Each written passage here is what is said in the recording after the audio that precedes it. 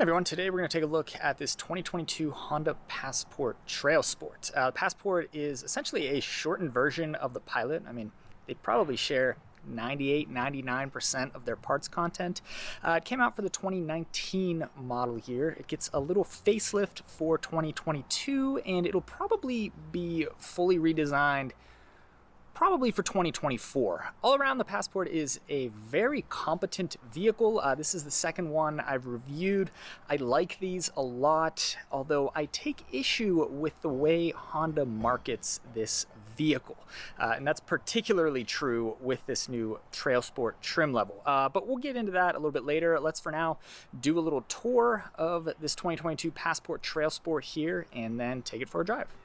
So the Passport here is a unibody mid-size crossover. It rides on the same platform as the three-row Pilot, the Odyssey minivan, and as the previous generation Acura MDX. For 2022, Honda gave it a facelift. Not a lot of changes. The biggest is this blockier front end. You can see this kind of honeycomb hexagonal pattern in the grille here. There's now this black, I don't know, unibrow. Kind of looks like a bug deflector, but it is part of the body of the vehicle. Here's your Trailsport badge.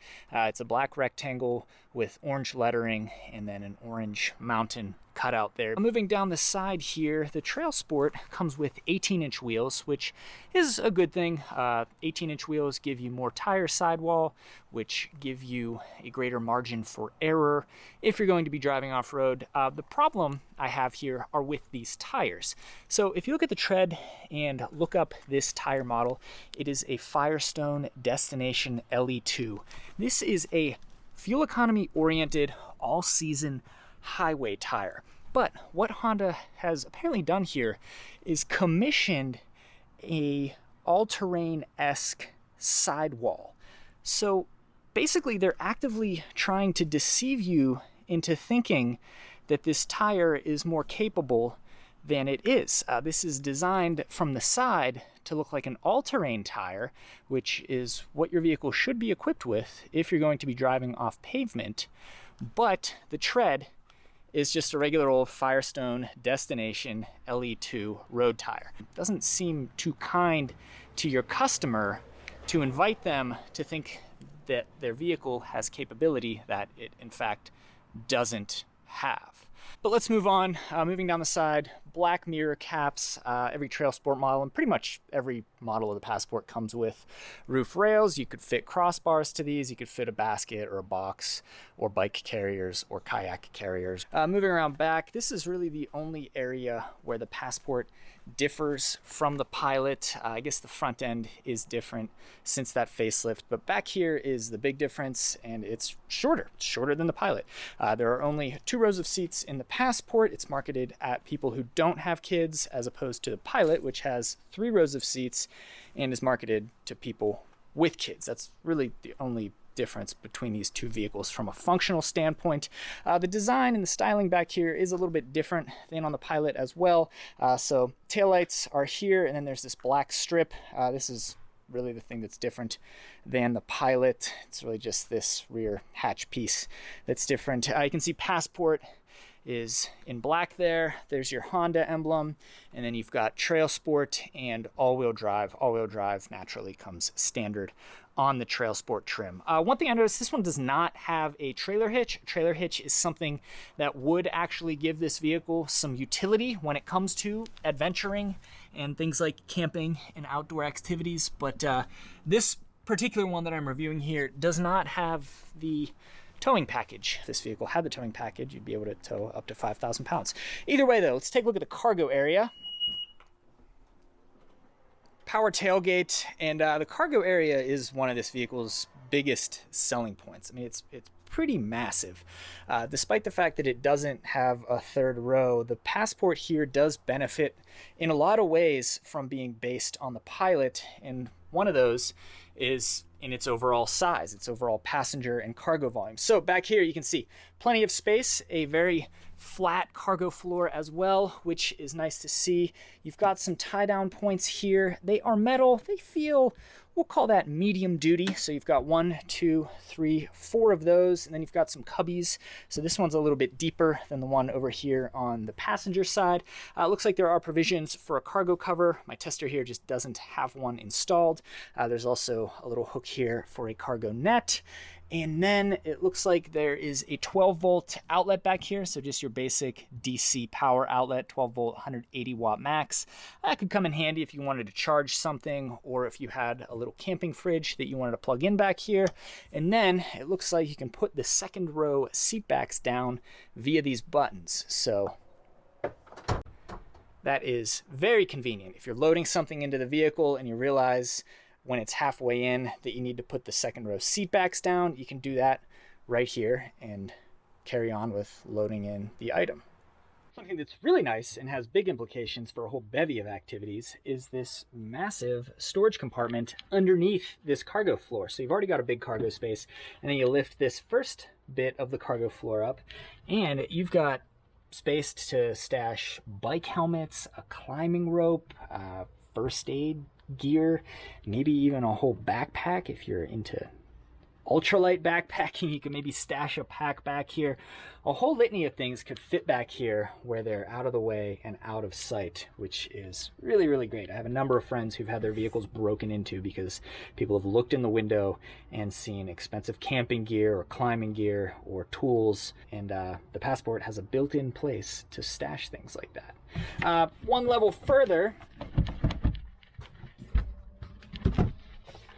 further is your spare tire, and you'll notice that it is not a full-size spare. It's just a little donut, which is unfortunate given that Honda, again, wants you to think that the Passport is made for adventuring. Their marketing depicts this vehicle driving fast off-road through places like southern Utah and northern Arizona, and I wouldn't recommend that on highway tires, nor would I recommend it without a full-size spare. So that's where Honda's marketing of this vehicle really starts to break down. No advantages to this little donut space saver spare.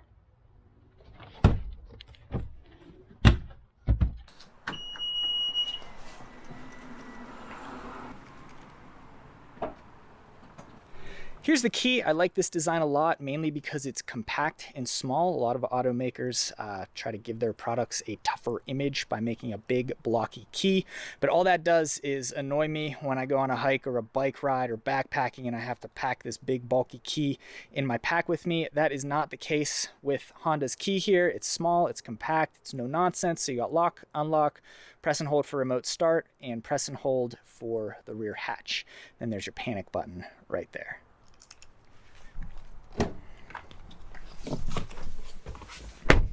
Okay, now that we're inside the Passport, before we turn it on, let's take a look at the window sticker. So you can see this is a 2022 Honda Passport all-wheel drive Trailsport. As equipped, it comes in at $44,090. Under the hood is a 3.5-liter V6, naturally aspirated. This engine has been around for quite a while. You'll find it in a lot of Honda and Acura products from the last few years, from the last decade, really. I have to think it'll be replaced, though, by a turbocharged 4-cylinder with the next generation Passport and Pilot. But either way, this 3.5-liter V6 makes 280 horsepower and 262 pounds-feet of torque, and it's mated to a 9-speed automatic transmission. Overall, I like the powertrain in this vehicle quite a lot. The EPA rates the Passport, keep in mind this one has all-wheel drive, at 19 mpg city, 24 highway, and 21 combined. In my driving, which has been a mix of city and highway driving, I've seen 25 miles per gallon, which is pretty impressive. That beats the highway estimate. And again, I've done a lot of my driving around the city, and I have a pretty heavy right foot. So don't be surprised if you see slightly better numbers than what the EPA estimates here.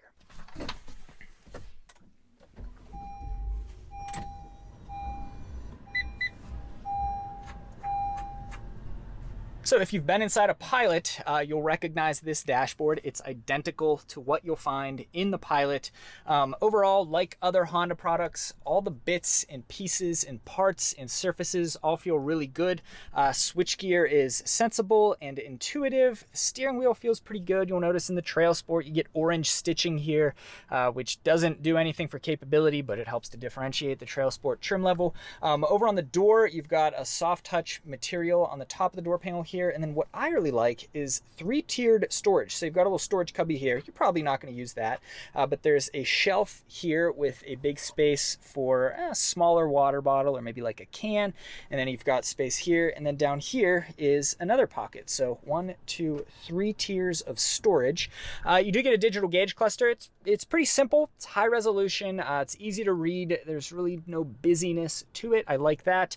The infotainment system is fine. Maybe the screen's a little bit small by modern standards, but screen size really doesn't mean much. You get a volume knob, which wasn't the case with some Honda models a few years back. There's also home and back buttons, which is good. Pretty high resolution screen. Can't complain about it there. These HVAC controls are also good. Here's your temperature adjustments. Here is your fan speed adjustment, and then beneath there are some other bits. You get storage down here, which you can almost slot a phone in there. It's a little bit awkward, but you could fit a phone in there, or sunglasses, or a wallet, or any other little things you might travel with. And here are your heated seats. So 3 levels, nice big button right there. Wireless charging, because it's 2022 and pretty much every automaker offers that these days. USB-A, which is kind of a bummer. Would like to see USB-C. Hopefully we will with the next generation Passport due in a couple years. And then here's another 12-volt power outlet.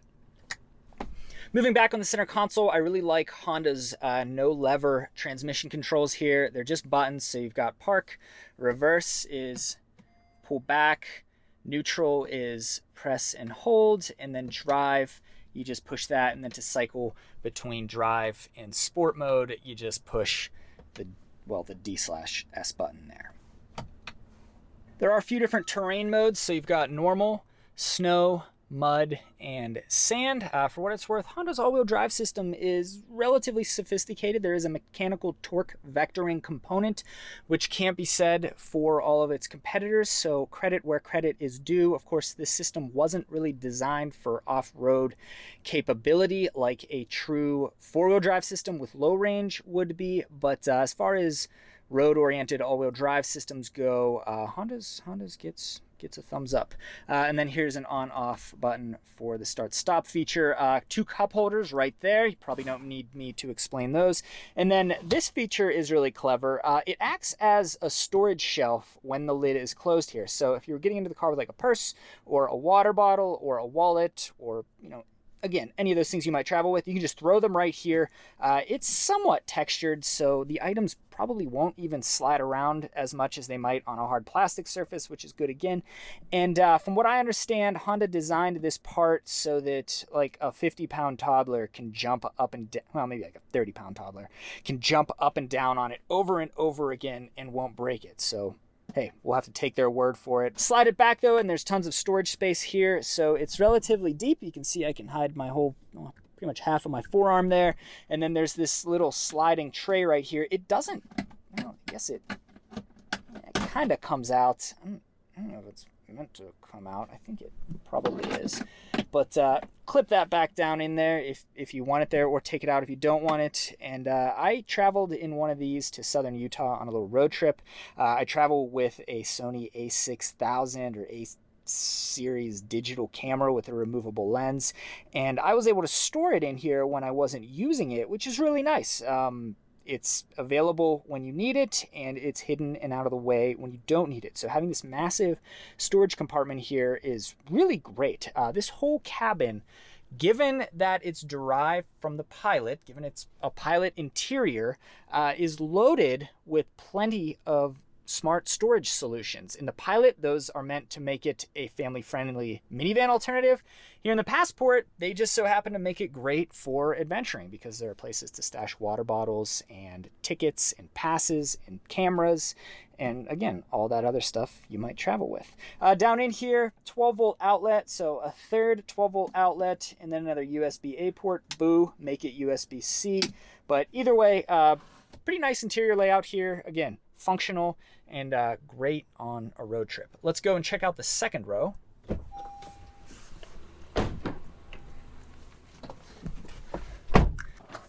Put that up. Here we are in the Pilot's second row, and it is positively massive. Plenty of knee room, so I'm about 5'11". That's where I have the seat when I'm driving, and you can see I've got pretty much my whole hand's worth of knee room here. So plenty comfortable for adults. I could tolerate a really long road trip back here. I mean, we're talking 6, 7, 8 hours. I think I'd be pretty comfortable. The floor here is completely flat. I don't know if you can see that, but completely flat floor, so no hump, which makes it even more spacious. No feelings of claustrophobia by having your feet jammed in a footwell here. If I want to spread out, I can. The same goes for a passenger if someone was riding in the seat here. We have plenty of room to not be competing with one another for space. Here on the door panel, there's more good stuff. So you've got 2 cup holders on the back door panel, and then another tier of storage right here. There are window shades, which are great for kids, or if you're an adult riding back here on a road trip, this would be really nice. You wouldn't have to be staring into the sun all day. You can give yourself a little bit of shade. Overhead, you've got a grab handle. There's that middle seat belt for the middle seat here. It comes out of the ceiling. That feels a little bit antiquated. Hopefully they'll change that on the next generation Passport. There's your overhead light. We've just got a normal sized sunroof there. Really nothing to complain about. Who needs a panoramic roof? And then 2 more USB-A ports and a 115 volt, 150 watt AC inverter. So three 12 volt outlets and 1 2-prong AC inverter. Some competitors that offer AC inverters have 3 prongs. Honda sticks with 2 prongs, so not as functional as it could be, but either way, this could come in handy. Oh, let's check out the armrest. And there you go, 2 more cup holders. So in this second row, you've got 1, 2, 3, 4, 5, 6 cup holders. Can't beat that.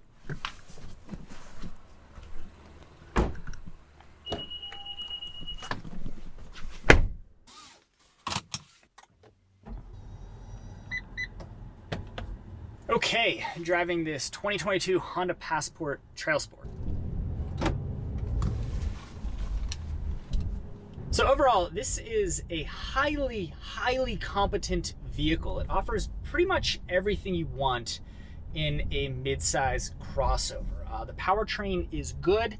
It returns better than estimated fuel economy, at least in my experience, over 2 different loans of these. There's loads of cargo space and space for passengers, and there are tons and tons of clever storage solutions littered throughout the vehicle. Again, naturally aspirated 3.5 liter V6. That's kind of an old-fashioned engine these days, but either way, 280 horsepower and 262 pounds-feet of torque. It's relatively quick.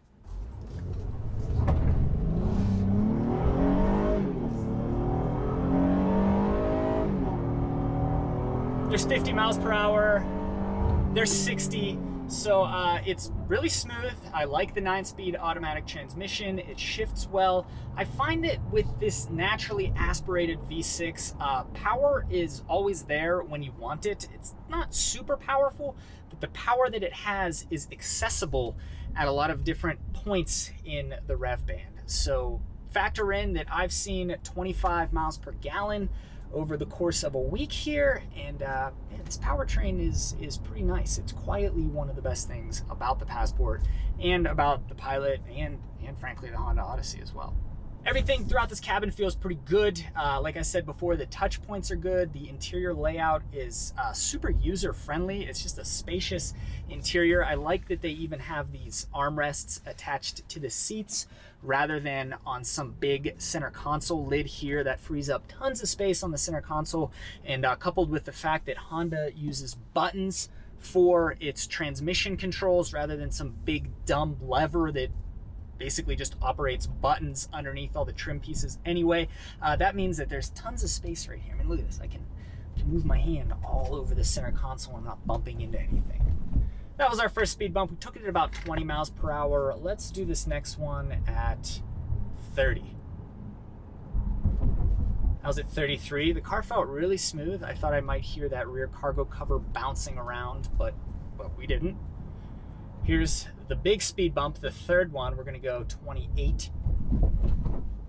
Yeah, again, the car felt really smooth. I thought I might have heard something, some little trim piece or cover or something knocking around, but that really wasn't the case, and the car felt really, really good. Overall, this is a great car for driving around town. It's a great car for road trips. It's good for someone who, of course, doesn't need 3 rows of seats, but wants a competent, sensible vehicle and can appreciate all the good stuff that you get with a Honda product, like good engines, good interior layouts, quality materials, and all of that stuff that we've come to expect from Honda over the years. Backup camera is also pretty good. It's sharp. Yeah, actually, it's really good. Pretty high resolution. The colors look good. The image isn't distorted or blown out like it is in some other backup cameras, like from Toyota. Of course, it's not a top-down view, just a view out the back. You do have some other view angle options there, which is better than nothing. Yeah, no complaints about the backup camera here in the Passport. So there's our look at this 2022 Honda Passport Trailsport. I think I've made it clear by now that I really like the Passport. I find this to be a super competent and easy to live with vehicle. I think it would be great on road trips. It's got tons of space, a really functional interior, and it offers all of that quality and consistency that we've come to expect from Honda.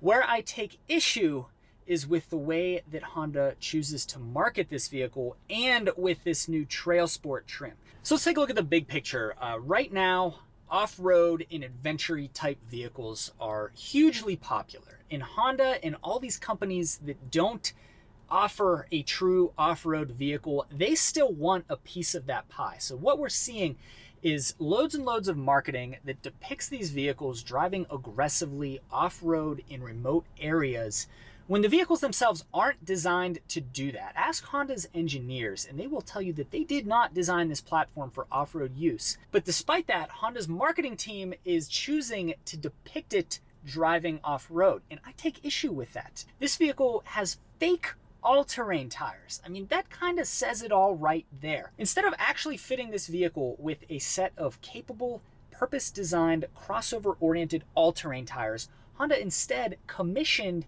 a unique, deceptive sidewall for this vehicle's road-oriented highway tire to make you think that the tire is designed for going off-road. And Honda will probably tell you that they don't mean to deceive anybody, but they know their customers are going to look at that tire and think that it makes the vehicle capable off-road, when in fact it does not. It's fake. It's designed to deceive you.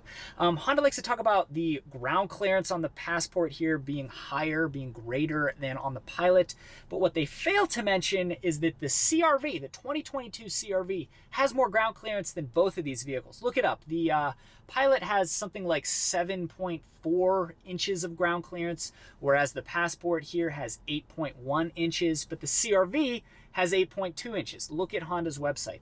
This vehicle doesn't have a full-size spare, which if you're going to be going off-road with inappropriate tires, like the tires this vehicle comes with, you should have at very least, a full-size spare, which this vehicle does not. So if you get a flat, yeah, good luck driving out on this stupid little donut spare. And then beyond that, Honda just hasn't done anything to make this vehicle particularly adventure-y. There's no unique roof rack. There's no skid plating. There are no auxiliary lights. I mean, Honda has an entire off-road power sports division that they have not tapped into one bit on this vehicle. I mean, how cool would it be if they had worked with the people that designed the Africa Twin to design a roof rack for this car, to design a set of wheels for this car? Honda is not without the knowledge equity to design a competent and dignifying off-road crossover, and yet they've chosen to just give us this Trailsport trim, which is fake all-terrain tires, and a few badges. So it's disappointing to see a company with the engineering might of Honda take the cheap and easy way out when it comes to trying to grab a piece of this off-road pie. I'm big on substance, I'm big on function over form, and this vehicle, frankly, when it comes to going off-road, when it comes to that argument that Honda tries to make through its advertising that this vehicle can take you off-road, there's just really no substance behind it. It's a form over function approach. And I find that to be demeaning to the consumer, and I find it to teeter on being unethical, given that this vehicle is just not designed for that kind of use. So that's where my issue comes from. It seems that Honda wants a piece of that adventure vehicle pie without investing any real research and development into earning a piece of that pie. There are plenty of other vehicles out there that do earn a piece of that pie. But despite that, the Passport here still makes for a really great on-road vehicle and a great road trip vehicle. And if you have to take it down a dirt road, okay, but just know that it's really not designed for that. So that's my take on the Passport. I still like it, and I'm really looking forward to what Honda might do with the next generation Passport. Hopefully they put the research and development dollars into dignifying the consumer who might take Honda's marketing to heart and think that this is actually an off-road capable vehicle. So I think that about sums it up. Thank you for watching.